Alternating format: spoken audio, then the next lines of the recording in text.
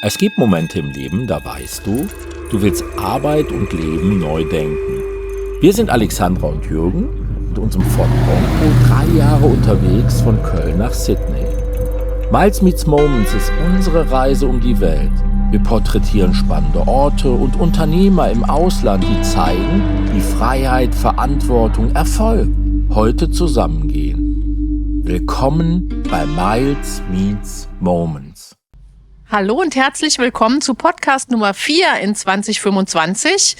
Einer davon ist uns ja abhanden gekommen irgendwo, der ist verschwunden oder auch nicht, haben wir ja schon mal berichtet.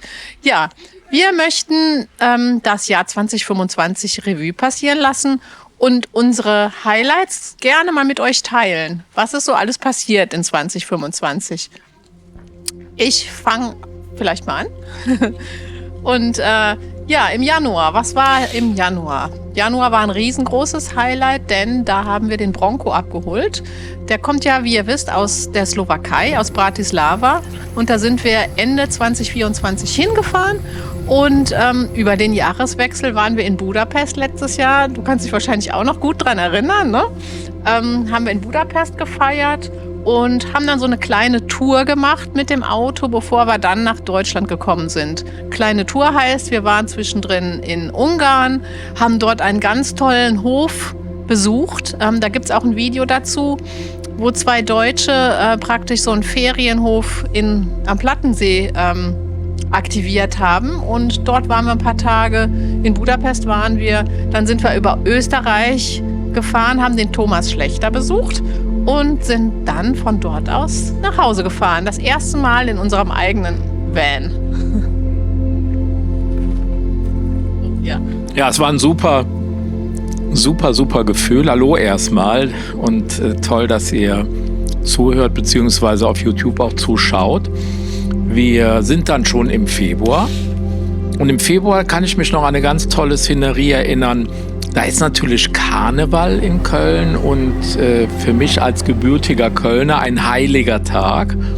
Und da waren wir Rosenmontag, haben, glaube ich, da oben aus dem Besprechungsraum rausgeschaut und dann einfach mal das Live laufen lassen auf YouTube und geredet. Und ich meine, wir hätten dann so nach einer Stunde oder so einen Copyright-Strike bekommen, weil unten ein bekanntes Lied von einer Kapelle gespielt wurde. Aber ansonsten war das eine äußerst interessante Geschichte.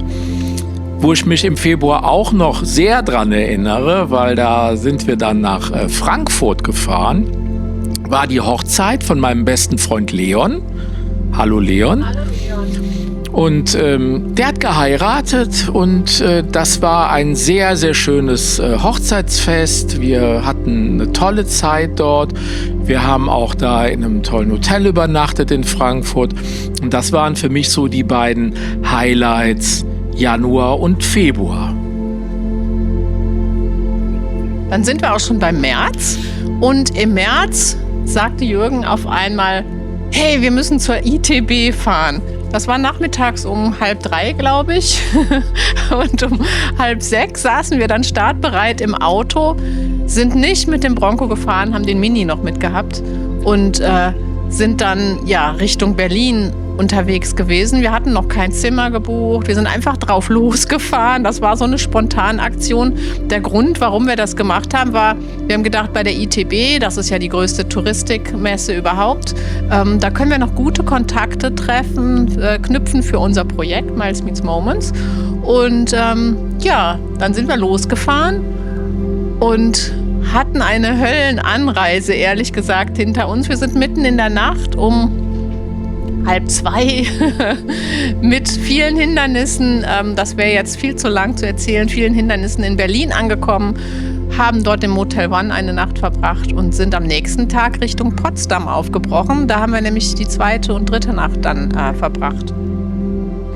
Vielleicht magst du noch was zu Potsdam sagen. Potsdam war im letzten Jahr eines unserer erfolgreichsten Videos. Da kann ich mich noch sehr, sehr schön an das holländische Viertel zum Beispiel erinnern. Aber wir werden euch das auf jeden Fall auch nochmal verlinken. Dann könnt ihr euch das alles nochmal anschauen. Und Warum das erfolgreichste Video geworden ist, da rätseln wir selber noch drüber. Aber gut, ist nun mal so. Und vielleicht wollt ihr ja anstatt Weltreise-Content auch ab und an mal Städte-Content sehen. Und schreibt es uns einfach in die Kommentare, dann produzieren wir auch mehr aus der Stadt. Ja? Kommen wir in den nächsten Monat, in den April, da war man nämlich schon wieder auf Achse. Da sind wir in schöne Berlin gefahren. Und in Berlin war der BVMW Zukunftstag. Ich erkläre nochmal, was der BVMW ist, der Bundesverband der mittelständischen Wirtschaft. Und da waren wir eingeladen und es gab auch noch ein zweites Fest dort zu feiern und das ist 50 Jahre Mittelstand, 50 Jahre BVMW. Und der BVMW ist unser Netzwerkverband der ersten Wahl, weil wir da unglaublich gute Kontakte zu Unternehmen und auch Kooperationspartner drüber bekommen. Und Alex auch für den BVMW arbeitet, für die Margit Schmitz, die ganze Region Köln und Umland betreut. Und an der Stelle auch nochmal ganz, ganz herzlichen Dank an Margit für ihren immerwährenden Support. Und wenn wir Margit nicht hätten, wie man das so schön sagt, wie wäre dann unsere Reise verlaufen? Man weiß es nicht. Im April war dann das zweite Highlight, wo ich mich auch nochmal ganz doll bedanken muss bei dem Leon. Der kam ja eben schon mal ins Gespräch, der Hoteldirektor vom Hotel am Augustinerplatz. Der hat nämlich einfach mal dem Bronco seinen Platz zugewiesen und hat uns sehr, sehr lange, also von April bis Oktober, praktisch als neue Nachbarn aufgenommen und uns ein ganzes Grundstück zur Verfügung gestellt. Und wir haben das immer so liebevoll unseren Private Campground genannt. Und da waren wir ganz für uns und da fing dann auch im April schon die Arbeit an, dass wir den Bronco weltreisefähig machen. Und ich hatte gar nicht gedacht, dass das tatsächlich dann auch so lange, also bis Oktober dann entsprechend dann noch dauerte. Und jetzt kommt der Mai. Der Mai macht alles neu. Wir haben ganz viele Coachings mit Thomas gemacht, mit dem Thomas Schlechter von der Zugspitze, mit Coaching und Urlaub. Thomas hat uns sowohl vor Ort in seinem Coaching-Areal betreut, als auch von unterwegs aus. Also wir haben ganz viele Zooms mit Thomas gehabt. Der hat uns immer aus unseren Tiefen, die wir zwischendurch auch mal hatten, bevor wir abgereist sind, rausgeholt, hat uns immer motiviert, weiterzumachen und uns auch immer so eine Richtung aufgeführt. Wie kann es denn für euch weitergehen? Was können wir vielleicht, an welchen Schrauben können wir noch drehen?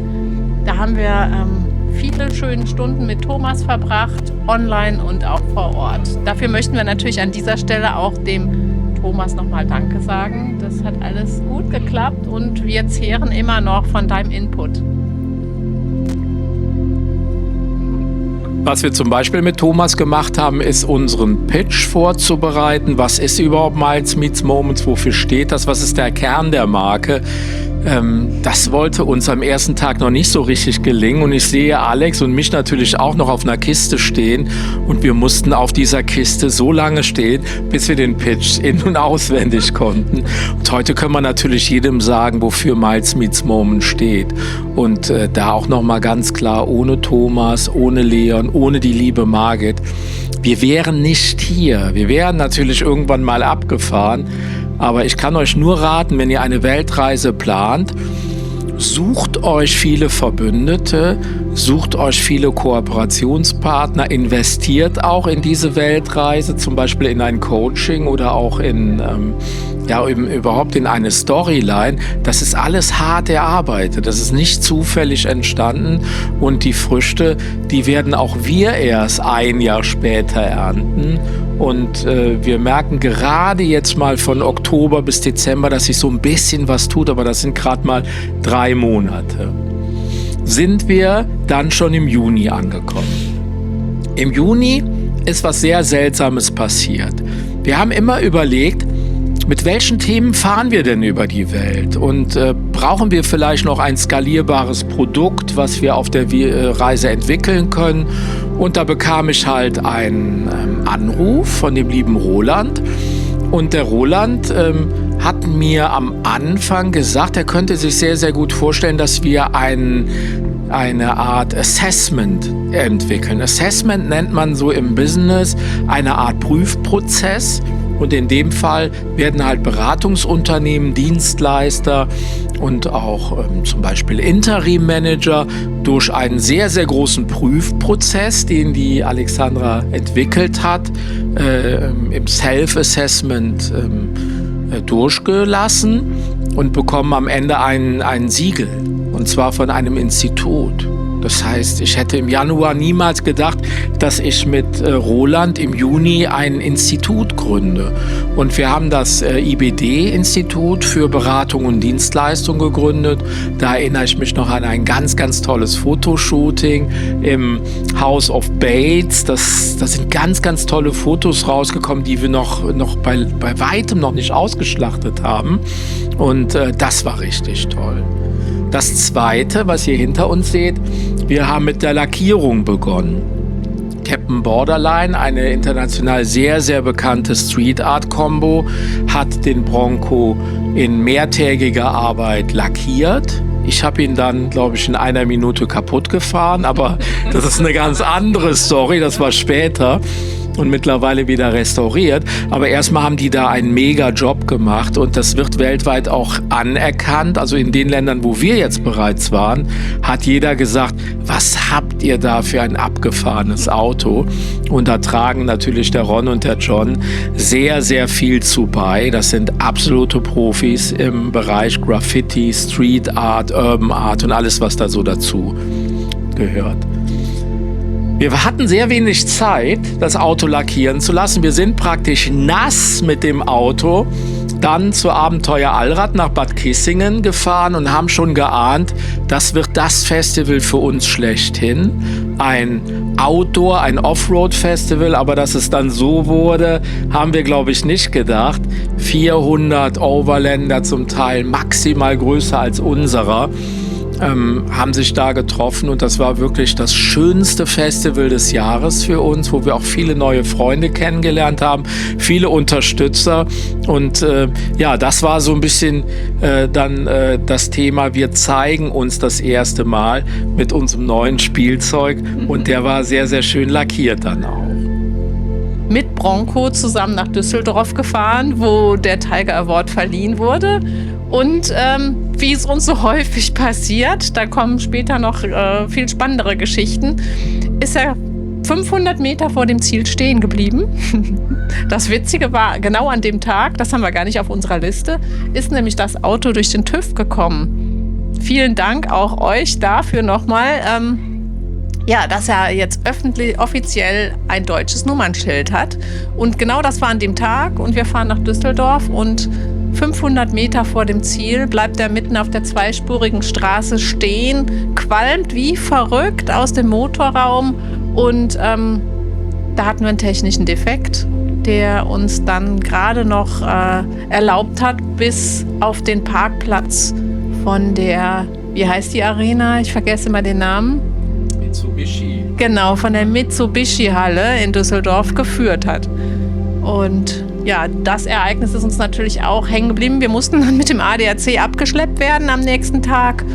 Und ja, Jürgen hat den Award übernommen. Und wir konnten das gar nicht so ganz genießen und auch nicht ganz fassen. Aber dazu kann Jürgen jetzt ein bisschen mehr erzählen.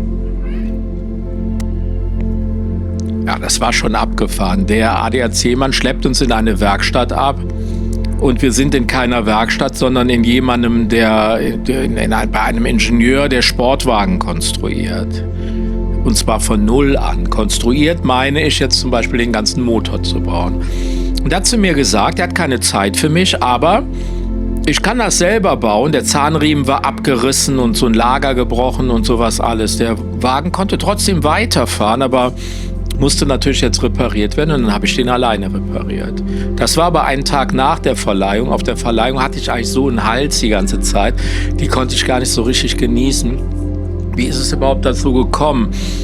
Ich habe eine E-Mail übersehen und bekam die letzte Erinnerung. Hör mal, irgendjemand hat dich für den Tiger Award nominiert. Wenn du jetzt hier nicht klickst, dann ist die Nominierung praktisch aufgelöst. Und dann habe ich nochmal geguckt, was wurden da nominiert? Das Weltreiseprojekt. Miles Meets Moments. Und die Kombination mit KI-Technologien.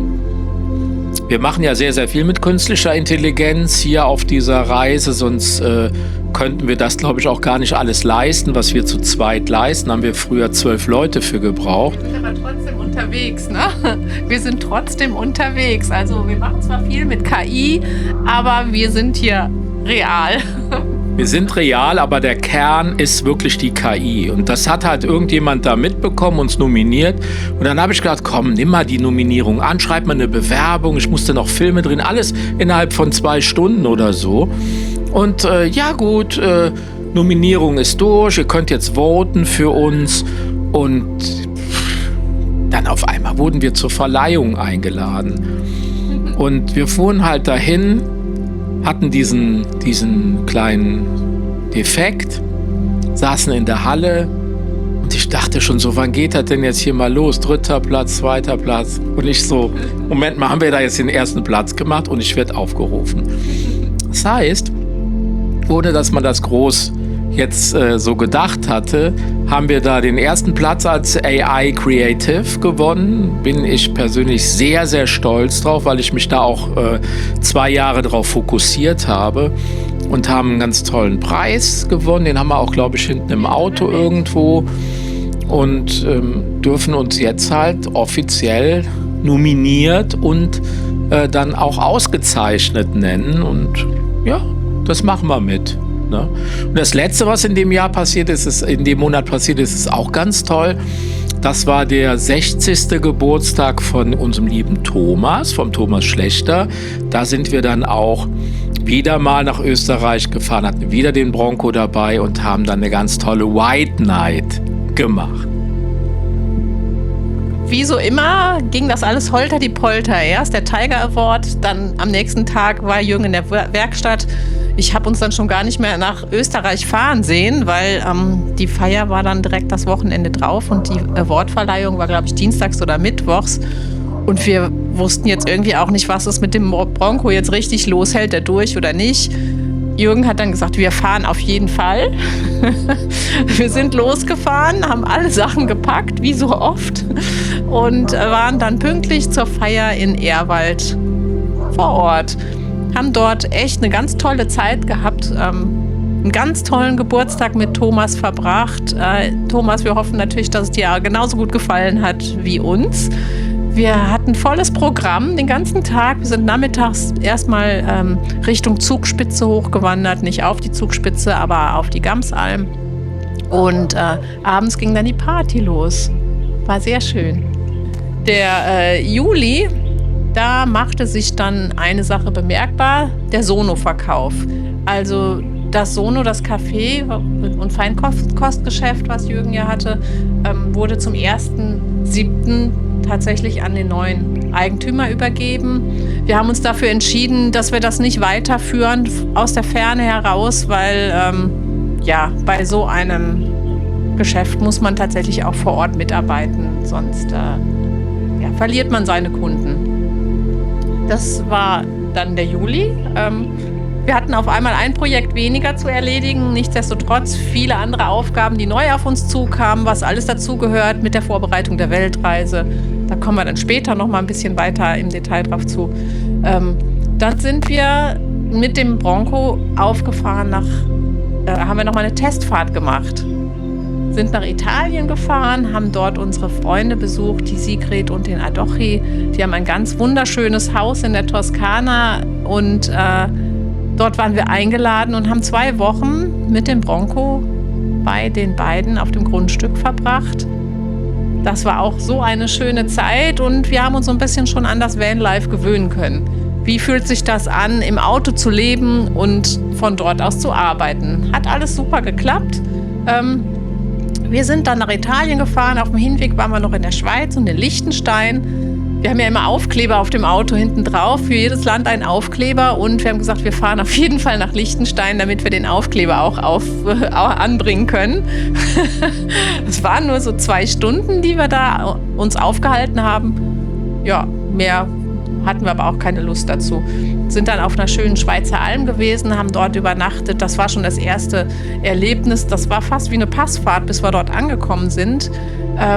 Aber dafür sind wir oben auf dem Berg mit dem tollsten Ausblick, den man sich von den Alpen aus vorstellen kann, belohnt worden. Am nächsten Tag ging es dann weiter über den San Bernardino-Pass. Da waren wir ja schon so ein bisschen das Passfahren gewöhnt und das war auch gar nicht so spektakulär mehr für uns. Aber es war schön, war total toll.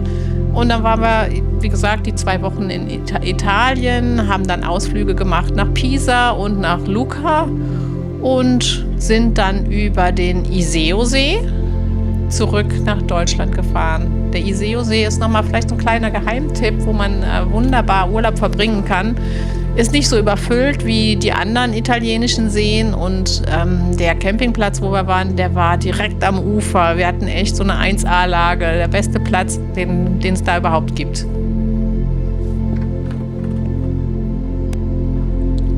Also Testfahrt hat gut geklappt. In dieser gesamten Zeit haben wir auch dann beim Leon auf dem privaten Campground schon gewohnt, weil wir hatten ja unsere Wohnung aufgelöst und sind dann auch Anfang August dort ausgezogen mit einem lachenden und auch mit einem weinenden Auge, weil uns die Wohnung total gut gefallen hat. Uns hat das Nachtleben total gut gefallen, was wir in vollen Zügen genossen haben. Uns hat total gut gefallen, wie wir uns da mit den Menschen angefreundet haben, mit unseren Nachbarn und so und unser kleiner Balkon.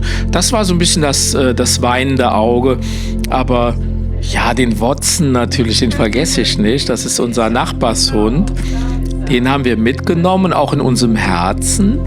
Und ja, das wächst einem natürlich alles ans Herz. Aber auf der anderen Seite haben wir auch sehr, sehr viel verkauft und konnten endlich mal loslassen und vielleicht gerade mal noch mal 1/3 unseres Besitzes überhaupt behalten.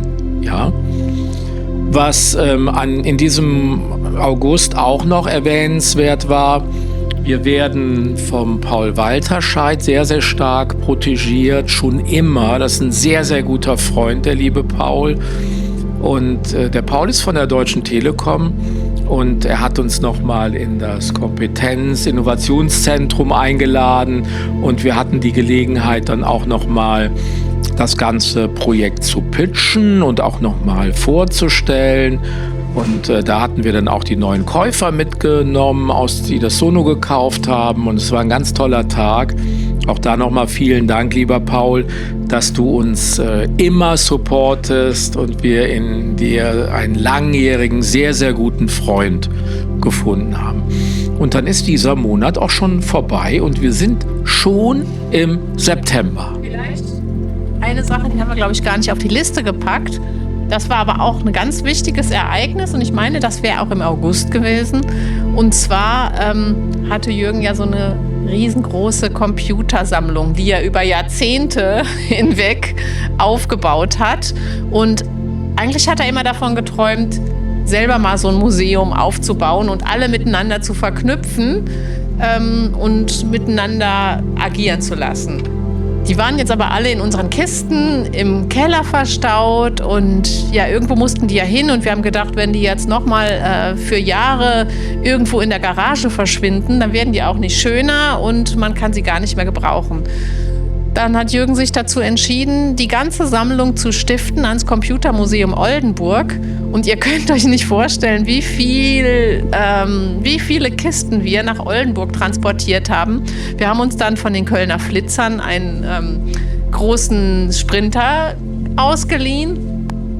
Den brauchten wir auch wirklich, weil der war von oben bis unten oder von unten bis oben eher voll mit Computerausrüstung, also Bildschirme, Festplatten, Disketten, Kabel. Ich habe immer vorher gesagt, Jürgen, das kannst du doch nicht mehr weggeben.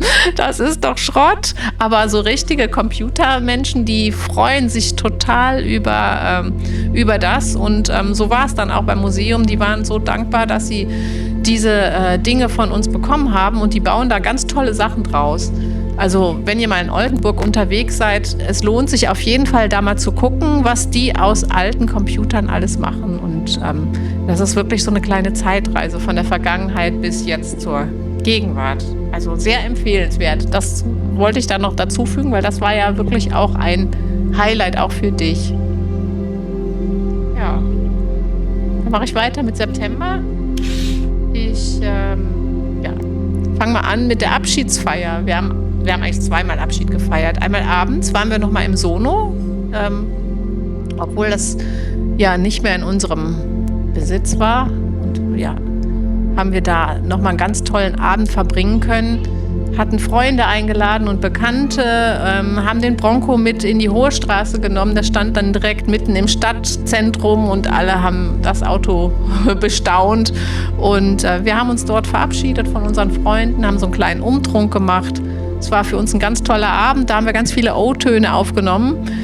Wir haben es noch nicht geschafft, daraus ein schönes Video zu machen. Das werden wir aber sicherlich in nächster Zeit mal nachholen, weil einige warten da auch schon drauf. Aber das kommt alles noch. Dann haben wir weiter Abschied gefeiert. Am 28. September ging es ja für uns offiziell auch los. Und da durften wir morgens vom Müngersdorfer Stadion, vom Rhein-Energie-Stadion, wo der FC Fußball spielt, durften wir losfahren. Auch da waren wieder Freunde und Bekannte vor Ort, die nochmal Tschüss sagen wollten. Für uns lief das alles so ein bisschen ab wie so ein Film. Das war alles noch gar nicht so fassbar. Ich weiß nicht, wie es dir ging, aber ich fand, das lief an mir vorbei.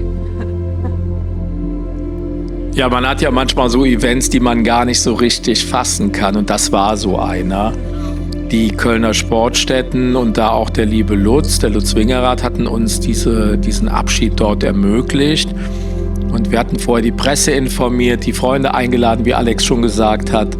Und dann ist das so an uns vorbeigerast und auf einmal saßen wir im Bronco und fuhren da raus. Und da hat der Dirk Behlau, unser Fotograf und Kooperationspartner, was jetzt bewegte Medien etc. angeht, ganz, ganz tollen Job gemacht und uns dann nämlich wieder eingefangen, dass wir zumindest mitbekommen haben, was dort alles passiert ist. Dann können wir uns das jetzt wenigstens nochmal anschauen.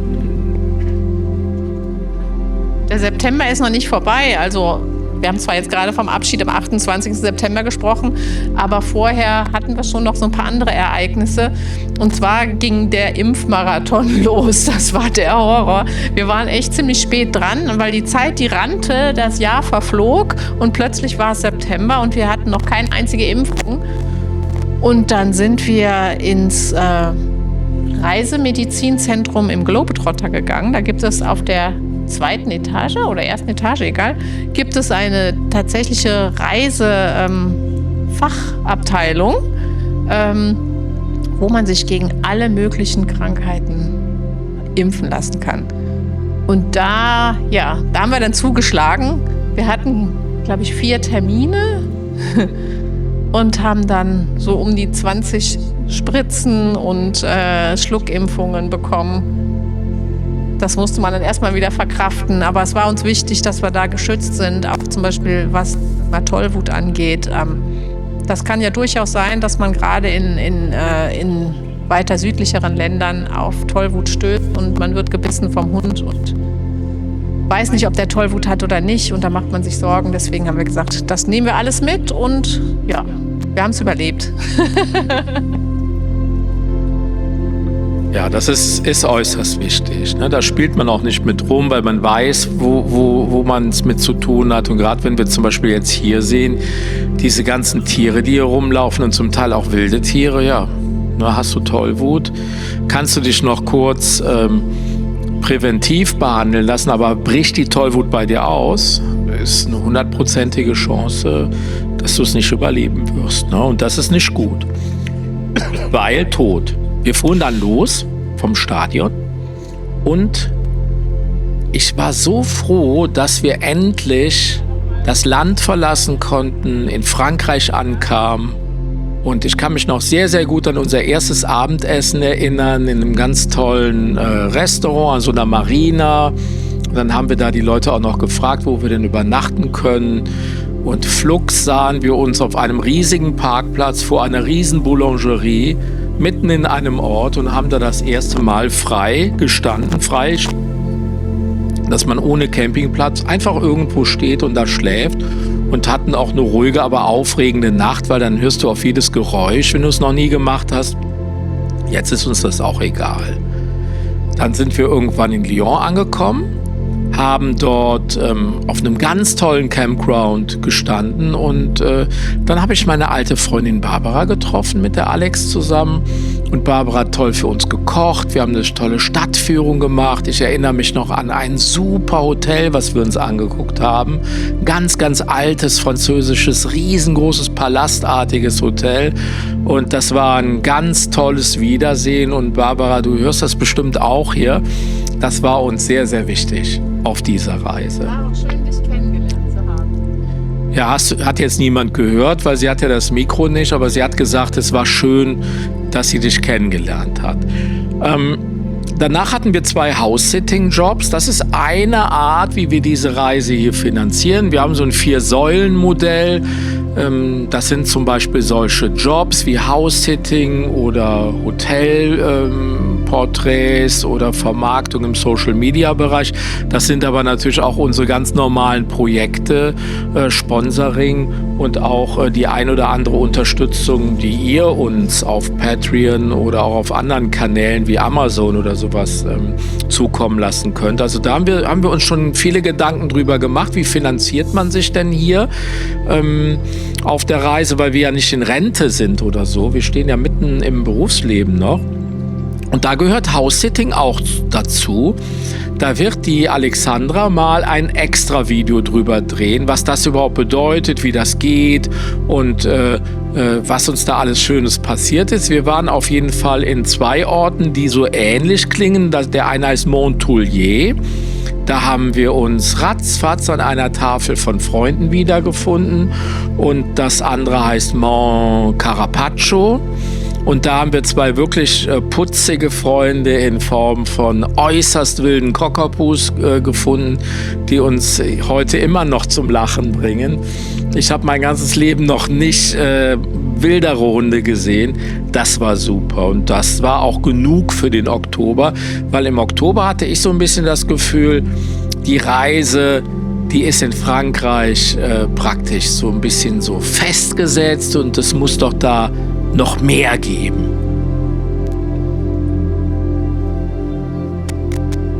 Ja, ich mache dann weiter im November. Im November waren wir dann überwiegend in Portugal unterwegs, zum Teil beim House-Sitting bei den beiden lustigen Cockapus, Molly und Felix. Und die sind uns wirklich ans Herz gewachsen. Die gucken uns auch jeden Morgen an, weil wir haben dann zum Abschied noch eine kleine Kachel geschenkt bekommen mit einem Bild von den beiden. Und ja, die winken uns jeden Morgen zu. Von dort aus sind wir dann weitergefahren Richtung Lissabon und ein bisschen durchs Landesinnere und hatten dann am Ende nochmal in Spanien, in Ronda, nicht zu verwechseln mit in Monda hatten wir einen House-Sitting-Job, nicht zu verwechseln, was es auch gibt, wo wir auch gewesen sind, bevor wir nach Monda gefahren sind.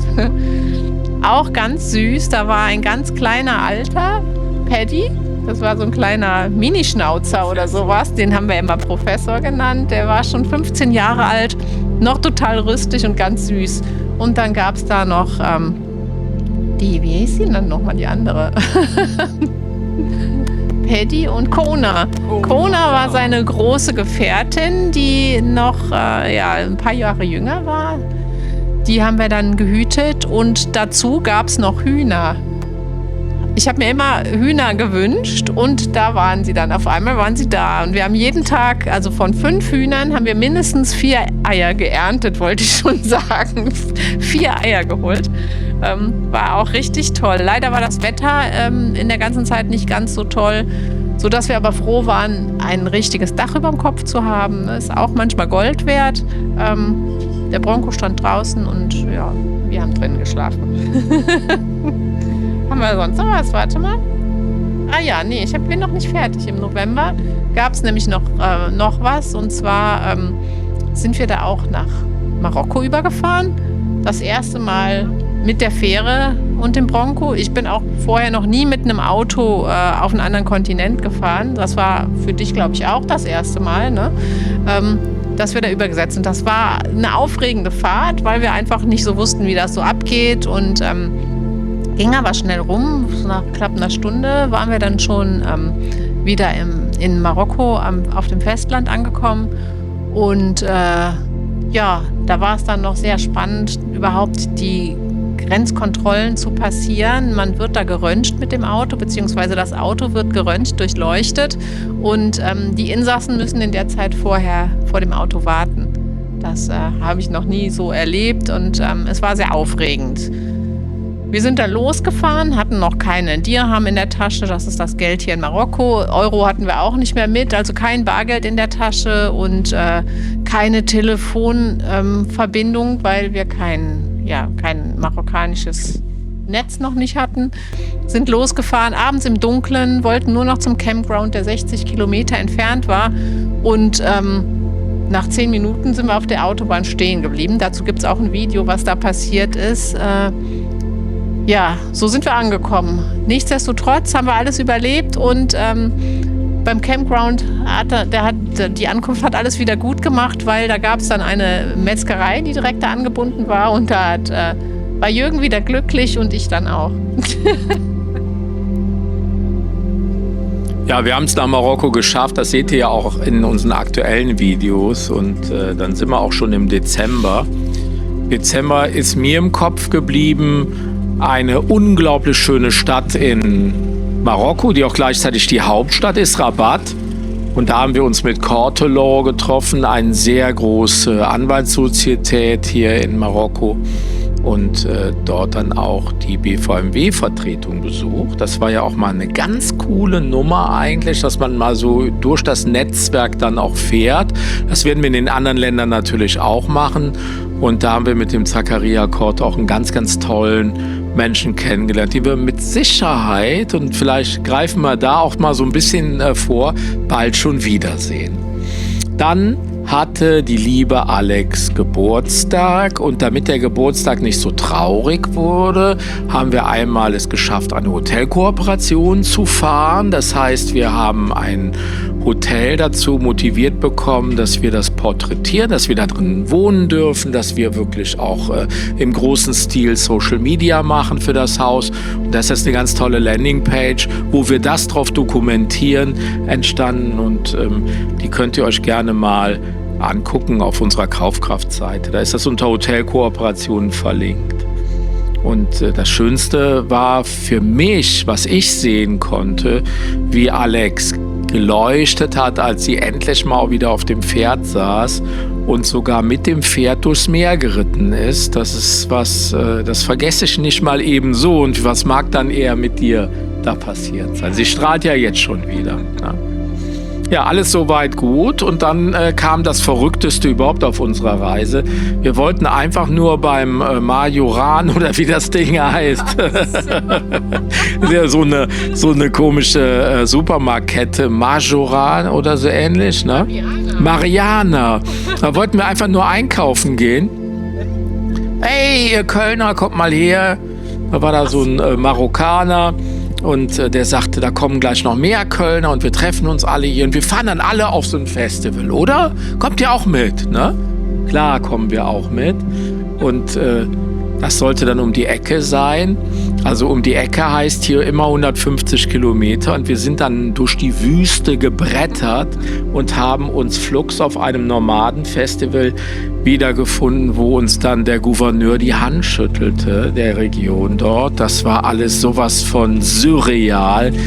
Wir haben dieses Video gerade in der Produktion, das wird wahrscheinlich somit das nächste sein, was wir zeigen werden, aber da könnt ihr euch schon mal auf was ganz, ganz Tolles freuen.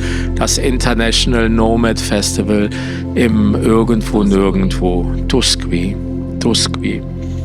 Dann waren wir in diversen Oasen Und ich gebe jetzt einfach mal an die Alex weiter und dann kann die mal von der Oase Tata, von der Oase Zagora noch ein bisschen was erzählen.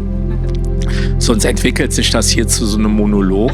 Aber auch das werden wir natürlich auf jeden Fall noch in tollen Videos verarbeiten, weil so ab Zagora, also da, wo wir jetzt hier sind, fing das dann auch an, richtig mit dem Bronco zu laufen. Davor hat er immer wieder Schluck auf und Probleme gehabt. Da ist uns dann noch der Wasserdeckel um die Ohren geflogen und dauernd stand das Ding und hat gezickt. Haben wir uns einfach nicht gefallen lassen. Ja, dazu vielleicht noch abschließend Thema Bronco und Pannen und so weiter. In Tata, das war eine der Oasen, die wir besucht haben. Das ist eine ganz tolle Stadt, ganz alt. Also wir haben da Stellen entdeckt, da haben wir gedacht, sowas gibt es gar nicht mehr. Eine richtig uralte Stadt, die aus Lehm gebaut war. Wir haben gedacht, da lebt niemand mehr, aber da leben tatsächlich noch Menschen. Ist auch alles eigentlich gepflegt, aber es sieht halt sehr alt aus. Und da gibt es so kleine Gässchen, da kann man durchirren, also wie so ein kleiner Irrgarten. So, wir haben gesagt, wenn hier Kinder mit wären, die hätten hier ihren Spaß und wir hatten den auch. Auf dem Campground haben wir dann nochmal handwerkliche Hilfe in Anspruch genommen. Technisch war alles in Ordnung soweit, aber wir hatten unterwegs, das kommt auch in diversen Videos vor, immer wieder mal Probleme, dass durchs Dachfenster Wasser kam. Wir sind dann nachts immer aufgewacht und haben mit der Spülschüssel unterm Dach gehangen. Und dann lief es literweise runter, das Wasser. Und es wurde wieder Regen angekündigt. Da haben wir gesagt, das wollen wir nicht nochmal so erleben. Demnach haben wir dann nochmal Hilfe auf dem Campground in Anspruch genommen. Der hat das ganze Dachfenster nochmal ausgebaut, alles abgedichtet mit Silikon, hat da so wirklich stundenlang sich Mühe gegeben, alles picobello fein zu machen. Ob es jetzt dicht ist, wissen wir nicht. Seitdem hat es nicht mehr geregnet, aber wir gehen davon aus. Ne? Ja. Dann sind wir angekommen in Zagora. Das war dann so der nächste Stopp. Da wollten wir eigentlich schon viel eher gelandet sein. Hat sich dann aufgrund des Nomad-Festivals ein paar Tage nach hinten verschoben. Aber am 23. sind wir hier angekommen und hier wartete auch praktisch schon die Werkstatt auf uns. Die haben uns von Anfang an, seit der Panne, die uns direkt zu Beginn unserer Reise in Marokko aufgetan hat, seitdem haben die uns auf Instagram verfolgt und haben praktisch darauf gewartet, dass wir endlich hier ankommen, dass sie endlich den Bronco reparieren können. Und ich gebe nochmal weiter an dich. Hier haben wir ja dann auch nochmal schön in der Lodge die Weihnachtstage verbracht. Da kannst du nochmal was zu erzählen. Ja, wir können jetzt natürlich nicht auf alles eingehen, weil wir das ja auch nach und nach dann produzieren und ausspielen werden. Aber diese Verrückten aus der Werkstatt, die werden euch gefallen, haben auch eine super Arbeit gemacht und danach wurde der dann richtig getestet, der Bronco, indem wir bestimmt 200 Kilometer in die Wüste rein und in die Wüste rausgefahren sind. Und da meine ich auch mit Wüste, so wie man sich Wüste vorstellt, gehst du 5 Kilometer in die falsche Richtung, verdurstest du. Und das ist natürlich was auch großen Respekt uns gebracht hat. Da waren wir in Akshegaga. Das sind gerade die Katzen, die hier durchdrehen. Die fangen so die Katzenkämpfe an. Und da könnt ihr euch schon mal drauf freuen. Ein wahnsinnig tolles Setting von riesigen Dünen und ländergroße Sandwege. Und wir sind, glaube ich, durch 4 oder 5 Gesichter dieser Wüste gefahren mit dem Bronco und dann zum Schluss 40 Kilometer nur noch auf Steinen zurück und das Ding läuft immer noch. Also das hat gut geklappt. Werdet ihr, wie gesagt, sehen. Jetzt steht 2026 an und ich möchte jetzt nochmal mit Alexandra Revue passieren lassen in Form eines Fazits von uns beiden. Ein persönliches Fazit, weil für mich war das Jahr 2025 wie für viele euch auch, das weiß ich auch, eines der schwierigsten Jahre überhaupt, auch vor allen Dingen unternehmerisch gesehen. Es war schwer zu handeln, es war schwer finanziell zu stemmen und sehr, sehr viele Erfolge musste man sich sehr, sehr hart erkämpfen. Und ich habe es dann so formuliert, gestern glaube ich, wo ich gesagt habe, die Saat ist eingebracht. Die Saat wird im nächsten Jahr, also jetzt 2026, aufgehen. Und mein spezielles Fazit für euch ist dann auch durchhalten, weitermachen und vor allen Dingen machen. Denn hier in Marokko haben die Menschen das jeden Tag und auch im 2026. Die müssen hier für alles sehr, sehr hart arbeiten und das motiviert uns total, da auch jetzt immer weiter dran zu bleiben und auch auf unserem Kanal und mit unserem Projekt Miles Meets Moments immer besser zu werden. Ansonsten kann ich euch sagen, dass es mir gesundheitlich und mental um 100% besser geht. Ich habe jetzt gar keine Ohrgeräusche mehr. Der Stress ist komplett weg. Ich kriege ganz, ganz viel tollen Support von euch. Und ich war auch in der Lage, wieder Neukunden zu akquirieren und habe tolle neue Projekte mit Alexandra umzusetzen. Das ist halt mein Fazit. Ich hatte so ein Bild heute mit einem T-Shirt gepostet. Schön, dass es vorbei ist. Wir machen weiter. Ja, du hast ja jetzt schon alles gesagt. So viel habe ich da gar nicht zuzufügen. Ja, aber genau. Aber mein Persönliches geht auch in die Richtung wie deins. Was ich vielleicht noch sagen kann, das hatte ich auch schon mal in einem anderen Video gesagt, steckt nicht den Kopf in den Sand. Ne? Der liegt ja hier sehr nah, der Sand. Haben wir auch nicht getan. Trotz der ganzen Pannen, die wir zwischendurch hatten, wo wir immer gedacht haben, wie geht's hier jetzt weiter? Es kann doch nicht sein, dass der Bronco schon wieder kaputt ist. Und was machen wir jetzt? Es gibt für alles eine Lösung. Macht einfach weiter, glaubt an euch und ja, in diesem Sinne, startet gut durch im Jahr 2026. Wir haben noch mal einen Monat verlängert. Wir werden hier erst im März, Mitte März abreisen, 2026.